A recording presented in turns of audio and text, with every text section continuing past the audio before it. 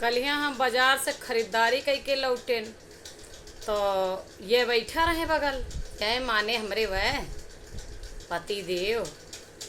कहा तहाँ हम सामान निकाल थैला में से बहरे धरे लागेन तो बार बार पूछत हाँ कहता ई कितने की साड़ी है,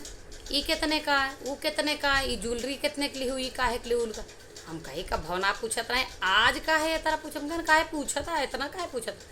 कहे हम ही सोचत है कि ले धनाधन शॉपिंग पैसवा के सत्यानाश करे में लाग गया। हम कहन का बात करता है हम खरीदी तो सत्यानाश तू खरीदा तो ना कहे ना हम इतना ना खरीदी जितना तू खरीदा। हम कहे तू फिर भूल करता कहे का भूल करते हम कहे नेका तू ना जानते कि जात तोहरे न घर आही तोहरे गौआ आही